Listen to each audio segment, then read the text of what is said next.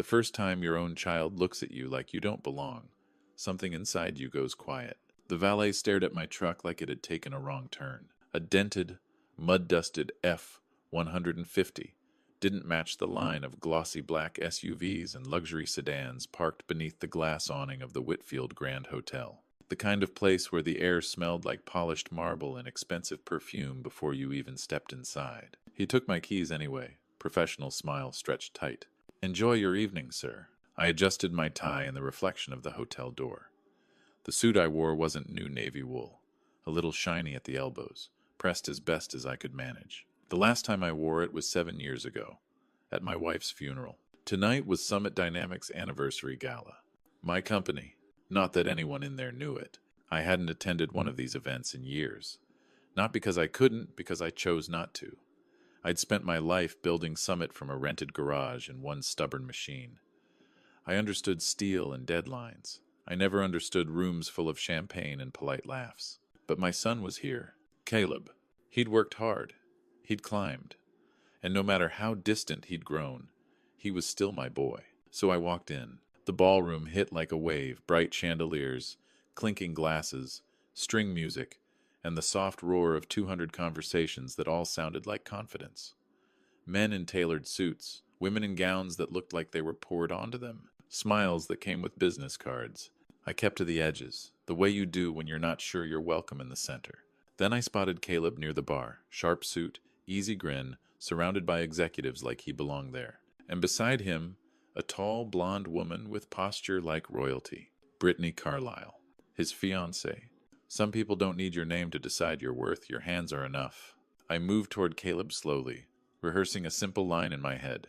"Proud of you, son." That was all I wanted to say. But the crowd pressed in, and I ended up near the buffet in a service station, trying to look like I knew what I was doing. My hands gave me away. They always did. Thick knuckles, rough palms, a lifetime of building and fixing. "Excuse me." The voice was cold and clipped, like a command dressed up as politeness. I turned and found Brittany looking me up and down as if she were scanning a barcode. "The staff entrance is around the corner," she said. "Guests aren't supposed to see." Help. Lingering. For a second, my brain didn't catch up. Then it did. She thought I worked there. I kept my face steady. "I'm a guest." Her smile flickered thin, practiced, not sincere. Oh, my mistake. It wasn't a mistake. It was a judgment. She glanced past me like I was already dismissed. "Just make sure you're not blocking anything. People notice." I could have told her who I was. I could have ended it right there with one sentence. But I didn't. I wasn't there to win a power contest with my son's fiancée. I was there for Caleb. And right then, Caleb's voice cut in behind her. "Dad?" I turned. Caleb stood there, and surprise flashed across his face. Then something tighter took over. Embarrassment. His eyes darted around the room, checking who might be watching. "What are you doing here?" he asked. Not angry, not warm, just startled, like I'd shown up at the wrong address. I swallowed. Thought I'd stop by. Big night. Brittany's expression shifted, recalculating. Caleb forced a smile. "Brittany, this is my father. Martin. Not Dad. Just Martin. Like I was a problem he was managing. The sharpest humiliation isn't public, it's personal." Caleb introduced Brittany like she was the centerpiece of his new life. Then he introduced me like an awkward footnote. Brittany's smile turned sweet in a way that didn't reach her eyes. "Oh, Caleb's mentioned you." He hadn't. I could tell by how he wouldn't meet my eyes. An executive stepped over and started talking schedules and investor expectations. Caleb brightened instantly, slipping into that polished voice he'd learned in conference rooms. Brittany joined in, offering opinions like she already sat at the top. I stood there, invisible. Caleb touched my elbow, guiding me a few steps away like you'd guide someone who didn't know where to stand. "Listen," he murmured. "It's crowded tonight. A lot of important people. Maybe you'd be more comfortable heading home." The words hit harder than I expected. I'd worked double shifts for this kid. I'd packed his lunches, stayed up with him through fevers, sat alone at his school events after his mother died and pretended it didn't break me. And now he was asking me to leave so I wouldn't embarrass him. I nodded. "Yeah, sure."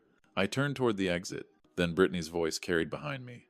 Too loud to be an accident. "Is that really his father?" she said. He looks like he just came off a construction site. Soft laughter followed. Not cruel enough to be called cruel. Just enough to sting. I stopped for a half second, waiting for Caleb to say something, to correct her, to defend me, to at least clear his throat. Silence. I kept walking. Outside, the cool air didn't help. My truck rolled up. The valet handed me my keys without meeting my eyes. I drove home with the radio off, hands clenched around the wheel. Because Brittany's insult? I'd heard worse in my life. But my son's silence? That was new. That was the kind of pain that doesn't fade on the ride home. A quiet house can feel like an accusation when you come home carrying shame that isn't even yours. My porch light had burned out weeks ago. I'd meant to replace it. I hadn't. The dark doorway felt like an honest reflection of how I'd been living, always fixing the big things, ignoring the small ones. Inside, the kitchen was lit by street lamp glow. I dropped my keys in the bowl and stared at the fridge. Photo magnets. Old memories. One picture always stopped me. Caleb at 10. Gap-toothed grin. Both of us covered in grease in my first workshop. He had his hand on my shoulder like he was proud to be seen with me. Back then he used to say, "When I grow up, I'm going to build machines like you." I touched the photo and whispered to no one. "When did you start hiding me?" I made coffee even though it was after midnight. The ritual didn't calm my mind, but it gave my hands something to do. Memories kept coming anyway. I was 26 when I worked nights at Great Lakes Steel, saving every extra dollar. My wife, Laura, used to count the cash with me at this same table, laughing softly. "You're going to build something," she'd say. "I know it." We married young. Caleb came the next year. I bought a used CNC machine before we could really afford it, rented a small warehouse with cracked floors, and started Summit Dynamics. I was operator, salesman, janitor. Laura worked days and did the books at night. Then the diagnosis. Stage 4. 3 months from hospital room to funeral. Laura was 35 when she died. Caleb was 8. He wore a little suit at the cemetery and refused to cry until later, in the car, when he thought I couldn't hear him. After that, he begged to come to the shop with me so he wouldn't be alone. So he did. He grew up to the sound of machines and the smell of metal. And I grew up into a father who tried to make up for a missing mother by building a future big enough to cover the hole. When your gut says something's wrong, it's usually because your past has trained it to recognize patterns. Brittany's words at the gala replayed in my head, but so did something else, her questions. Not the rude ones, the careful ones. I remembered overhearing her with one of our VPs, asking about our facilities, our contracts, the Phoenix automation patent, the client pipeline. The questions were too precise, too technical, for casual curiosity. It felt like she was mapping us. I tried to tell myself I was being paranoid, but paranoia doesn't usually come with evidence. At 2:17 a.m., I called Frank Delaney, former Chicago PD, now head of Summit's corporate security. He answered on the second ring, voice rough. "This better be important." "It is," I said. A pause. "Who?" "My son's fiancée, Brittany Carlisle." Frank didn't laugh. He didn't sigh. He went quiet the way cops go quiet when something starts to click. "You think she's trouble?" "I don't know," I admitted. "But I need to know." Background takes days. "I'll wait," I said. I hung up and sat with cold coffee and the weight of 30 years. I'd built Summit by trusting my instincts. And my instincts were screaming that Brittany wasn't just a snob. She was a threat. Before we go further, if you've ever had a moment where you realized the people laughing didn't know who you really were, I want to hear from you. Drop a comment. Where are you watching from? And what time is it there? Sometimes the hardest conversations start with the smallest humiliations. The truth rarely arrives gently. It shows up like a file folder you can't close. Sunday morning, my phone buzzed. "Frank, meet me. I found something." We met at Summit headquarters. The building looked sterile on a weekend, like it only existed when money moved through it. Frank's face was tight when I stepped into his office. "How bad?" I asked. He turned his laptop toward me. "Her identity only goes back 2 years. Before that, nothing." I frowned. Nothing? No college record that matches, no credit history trail, no consistent employment. She appears out of thin air. He clicked to another screen. In 2020, she was dating a senior manager at Carson Tech. 3 months later, Carson had a data breach. She vanished right after. He clicked again. In 2018, she was engaged to a CFO in Denver. Engagement ended quietly. 2 weeks later, proprietary code leaked. Same pattern. I sat back, stomach tightening. Coincidence? I asked, though I didn't believe it. Frank shook his head. Coincidences don't repeat this clean. He leaned forward. And she's been asking questions about Summit. Not just surface questions. Founder questions. Trust questions. My jaw clenched. She wasn't just marrying my son. She was digging into ownership. And Caleb proud. Ambitious Caleb was giving her access because he wanted to believe she loved him. Frank's voice dropped. If you confront her now, she disappears. So what do I do? I asked. Frank's eyes didn't flinch. You move like an owner. I hadn't wanted that role publicly again. But if someone was inside my company and inside my son's life, I didn't have the luxury of staying invisible. Every layer you uncover makes you wish you'd never started digging until you remember why you had to. Over the next few days, Frank went deeper. I tried to act normal. I walked the shop floor. I nodded at workers. I answered emails. But inside, I was counting hours, like they were breaths. Tuesday, Frank called again. I found money. What kind? I asked. Payments routed through a consulting shell to an account linked to her, and the shell traces back to Vertex Systems. Vertex, our biggest competitor, the one company that would love to get Phoenix our automation process that made our production faster and cheaper than anyone else's. If Vertex got it, they could undercut our contracts, steal our clients, and bleed us dry. That night I saw Caleb and Brittany at a coffee shop downtown. She leaned close, smiling. He looked relaxed in a way I hadn't seen in years, like he finally felt chosen. I almost walked in, almost yanked him out.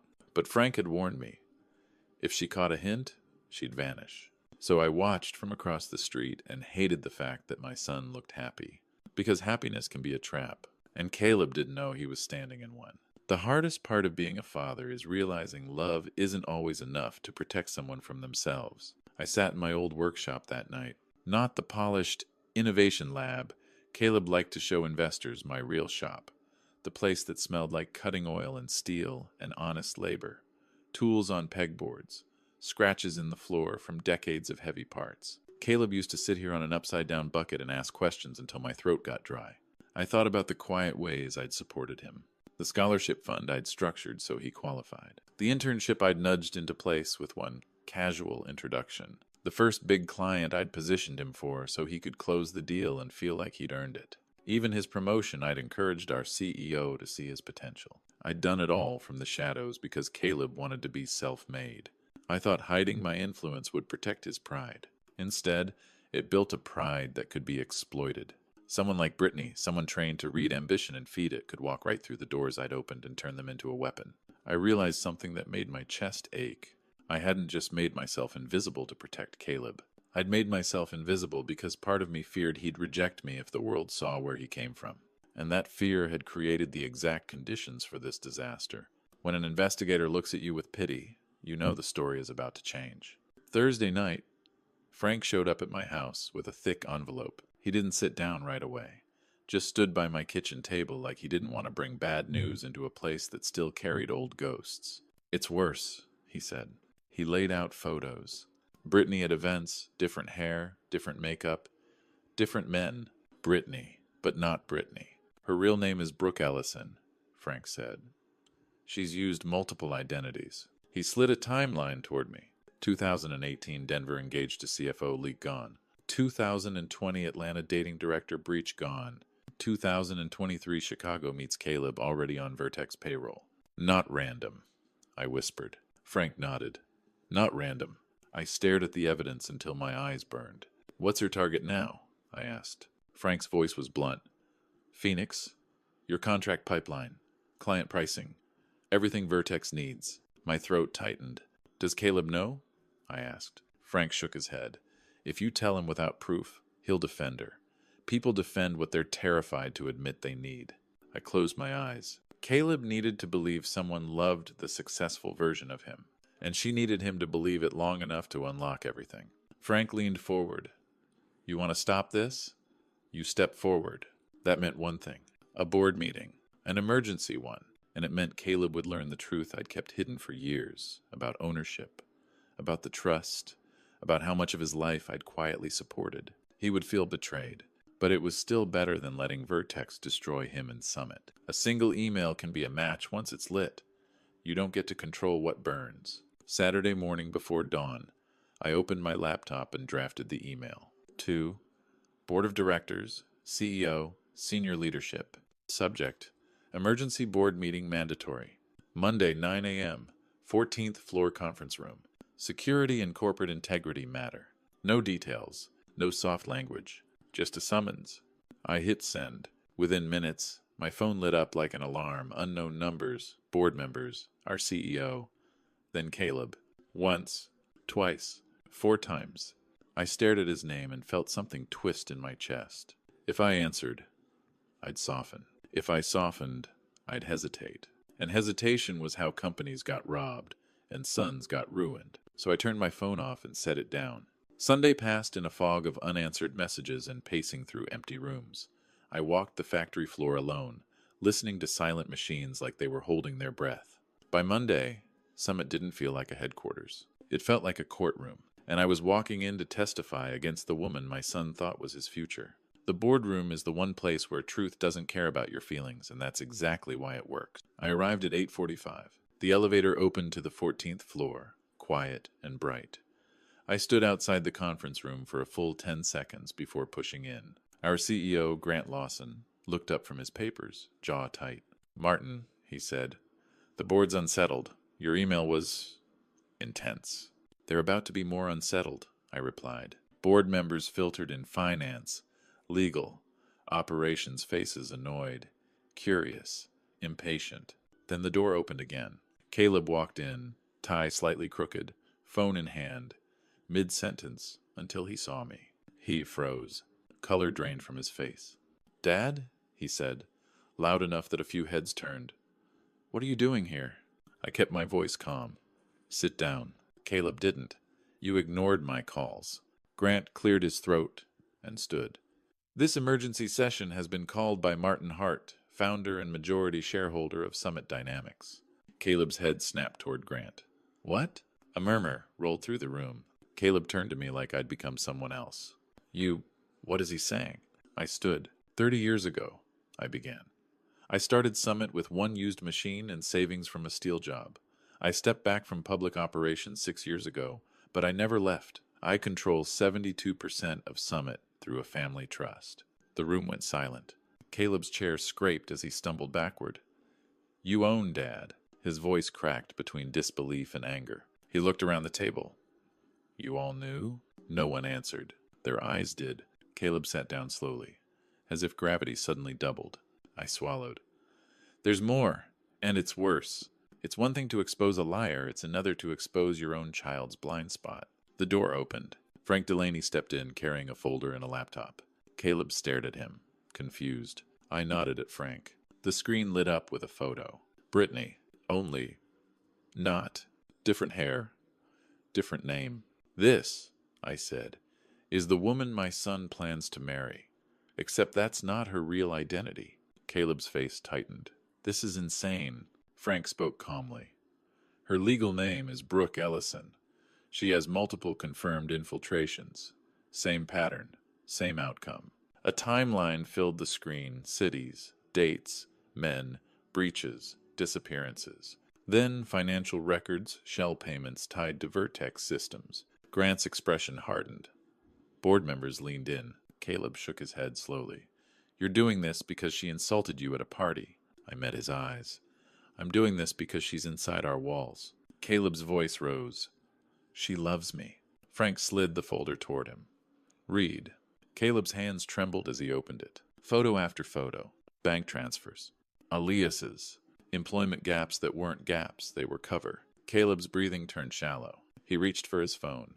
"I'm calling her." "Don't," I said sharply. He ignored me. His thumb hovered over her name.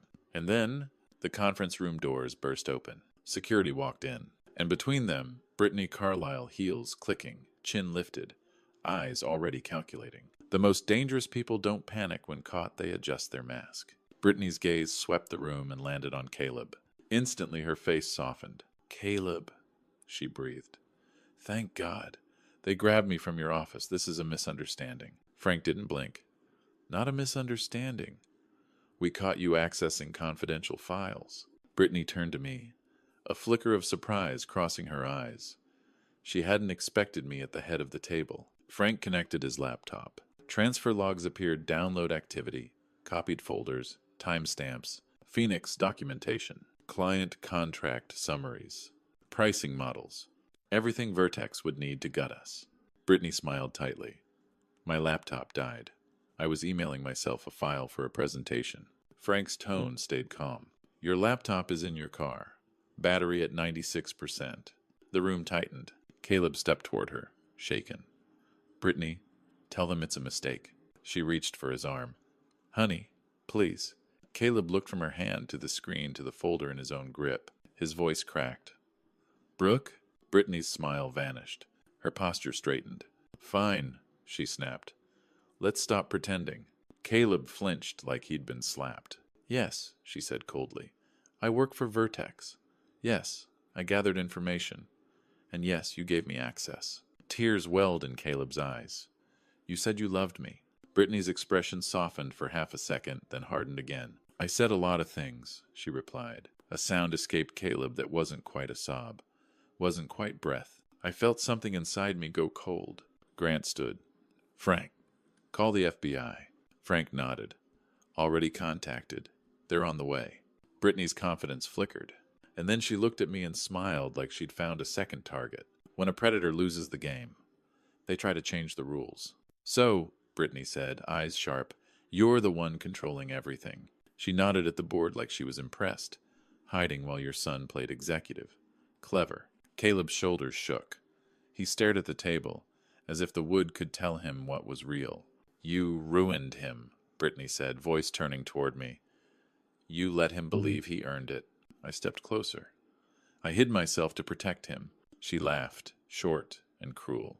Protect him? Look at him. We both looked. Caleb was breaking in front of us, tears falling without permission. This isn't protection, Brittany said. This is humiliation.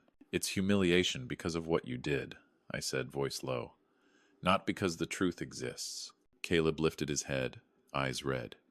Was any of it real? He asked her, like a child asking if a nightmare is over. Brittany regarded him like he'd asked the weather. No, she said. It was a job. Caleb's face crumpled. Frank signaled security. They moved in. Brittany didn't resist. But as they guided her out, she leaned close to Caleb and whispered something. Caleb recoiled like she'd burned him. Then she turned back and met my eyes. You should have stayed invisible, she said softly. Now you get to watch him realize everything he believed was a lie. The door closed behind her. The board filed out. Voices hushed. Faces tense. Grant squeezed my shoulder as he left. We'll contain it. Frank lingered, waiting. I shook my head. Leave. And then it was just me and my son in a room too bright, too quiet, with the city staring in through glass. Sometimes the person you save hates you first because hate is easier than grief. Caleb finally spoke. I wish you'd never come to that gala. The words hit like a wrench in my chest. He stood, pacing, voice cracking. 6 years I thought Grant ran this place. 6 years I worked to prove myself. And the whole time, it was you. I stepped back because you wanted space, I said. I didn't want you to lie, he snapped. You wanted to build your own story, I said quietly. You didn't want people knowing your dad was a steel plant guy with a machine shop. Caleb stopped. His shoulders sagged. Then he whispered, I was ashamed. Hearing it out loud broke something in me, even though I'd known it for years. Caleb stared at me, eyes wet. The scholarship, he said slowly. The Hard Engineering Foundation scholarship, that was you. My silence answered. The internship at Callahan Robotics, he continued. You arranged that. I didn't deny it. Caleb's voice flattened. So what did I build? What's mine? You did the work, I said. You earned your role. But you opened every door, he whispered. And you never told me. You let me be proud of a lie. He sank back into the chair, head in his hands. I'm nothing, he said. You're not nothing, I said, stepping closer. He looked up, pain raw. Then who am I? I didn't have a neat speech. I had only truth. Love can be clumsy, and hiding doesn't protect, it distorts. Caleb stood, grabbed his jacket. I need time, he said. He reached the door, paused. Is the company safe? Frank and the FBI are handling it, I said. We're secure. Caleb nodded once and walked out. If this story is hitting you in the chest, if you've ever had family shame turn into a wall comment where you're watching from and what time it is there, I read those, and I promise you're not alone.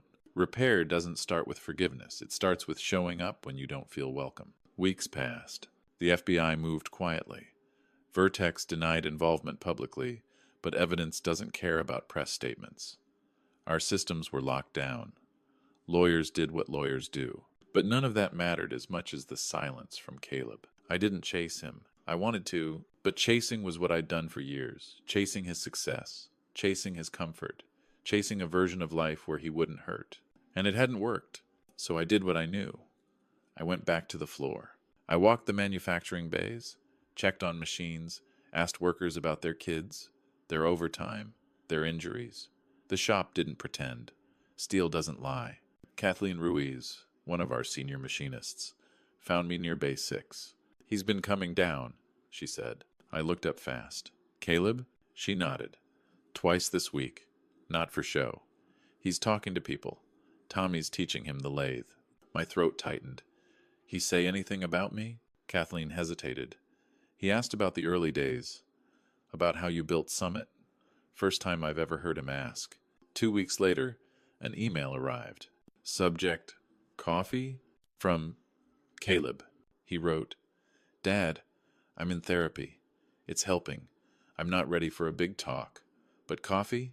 Thursday, 3 p.m. Riverside Diner. My hands shook as I typed back, I'll be there. Dad. Thursday felt like waiting for a verdict. Healing sometimes begins with a diner booth and 2 people brave enough to stay seated. The Riverside Diner smelled like fried onions and old coffee comfort disguised as grease. I arrived early and sat by the window. Caleb walked in at 3:06. He looked quieter, stripped down, like someone who'd stopped performing. He slid into the booth across from me. Hey, he said. Hey, I replied. Silence sat between us, heavy but not hostile. Finally, he said, I've been helping the FBI. That took courage, I said. He shook his head. It took me stopping the running. He stared at his coffee. My therapist says I use shame like armor. If I rejected where I came from first, it couldn't reject me. He looked up, eyes steady. I'm sorry, he said. For that night, for the years before, for being ashamed of you. My throat tightened. You don't have to. I do, he interrupted softly. Because you protected me, and I treated it like something dirty. The waitress set down coconut cream pie, and Caleb's mouth twitched into a small smile. You remembered? Of course, I said. He picked at the crust. I've been working on the floor, he said. Tommy's teaching me. I smiled. Real. Good. Caleb's eyes glistened. I thought that world made me small, he admitted. Turns out that's where real strength is.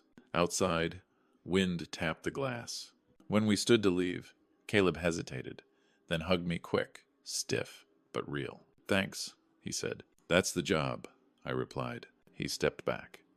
Same time next week? Hope rose like sunrise. I'd like that. The sweetest revenge isn't watching the villain fall, it's watching your family stand back up. Thursday coffees became a rhythm. Not dramatic, not cinematic, just steady. Some weeks we talked about work. Some weeks we talked about Laura. Some weeks we sat in silence that didn't feel like punishment anymore. Caleb started telling the truth at Summit. Not as a confession, but as a foundation. He stopped pretending he was self-made. He started saying, my dad showed me what work looks like. He mentored younger engineers differently too, less arrogance, more honesty. One afternoon, Grant told me quietly, he's changing. I nodded. He's becoming. Employee Appreciation Day arrived in spring. Folding tables, grill smoke, families, laughter, blue-collar and white-collar mixing without pretending they were different species. Caleb stood at the grill in jeans, flipping burgers with Tommy. Tommy told the duct tape story how I kept a press running through winter and saved jobs when corporate wanted to shut a line down. Caleb blinked. I never knew that. Tommy laughed. Your old man's a legend. Later, Caleb walked over and handed me a bottle of water. Hydrate, he said, grinning. Therapy advice. I chuckled. Good advice. He leaned on the railing. I used to think stories like that made me look small, he said. Now I think they're the best stories we have. A young engineer approached, nervous. Caleb waved him over. Carlos, Caleb said, voice clear. Meet my father, Martin Hart. He started Summit 30 years ago. No hesitation. No embarrassment. Carlos's eyes widened. That's incredible. Caleb smiled. Nobody does it alone, he said, and I realized the thing I'd wanted for years wasn't applause. It was this, my son standing beside me. When your child fixes something small you ignored for years, it can feel like forgiveness without words. A week later, Caleb showed up at my house with a toolbox. I raised an eyebrow. What's that for? He pointed at my dead porch light. You never replaced it. I laughed. Been meaning to. He climbed a ladder, screwed in a new bulb, and flicked the switch. Warm light spilled onto the porch. Caleb stepped down and smiled. Better. I stared at the light longer than I should have. It wasn't just a bulb. It was proof my son wasn't running away anymore. We sat on the porch with iced tea, listening to crickets. Caleb stared at his glass. You ever regret stepping into the light? He asked. I thought about the gala Brittany's voice, the laughter, Caleb's silence. Then I looked at Caleb, real Caleb, not the performance. No, I said, because I got you back. His throat bobbed. Good, he whispered. We didn't erase the past, but we stopped letting it control us. And I learned something I wish I'd understood earlier. Protection isn't invisibility. Protection is truth, even when it hurts. Hook. If you're ashamed of your roots, you're not protecting yourself. You're handing someone else the power to use you. I'm telling you this because I thought hiding was love. I thought if I stayed invisible, my son could shine without carrying my rough edges. But hiding didn't protect him. It taught him shame. And shame made him vulnerable to someone who knew how to weaponize pride. Brittany Brooke, whatever name she used, she didn't just try to steal from Summit. She tried to steal my son's identity. She almost succeeded. What saved him wasn't my money or my power. It was truth. Painful truth. Public truth. The kind that makes you look at your life and ask, who am I? Without the lie. Caleb is still doing the work. Therapy. Humility. Learning the floor. Learning himself. And I'm doing mine too, learning not to disappear. Learning to let love be seen. If you're listening right now and you've been hiding where you came from or hiding yourself to protect someone, hear me. Your roots aren't a weakness. They're your foundation. The calloused hands, the long shifts, the duct tape solutions. Those are not reasons to be ashamed. They're proof you came from something real. And real beats shiny every time. Before you go, drop a comment and tell me where you're watching from and what time it is there. Because somewhere out there, another father is swallowing pain in silence, and another son is pretending he doesn't need the place he came from. My name is Martin Hart, father, founder, and a man who learned too late that love shouldn't live in the shadows. Now neither of us is invisible, and for the first time in a long time, that feels like freedom.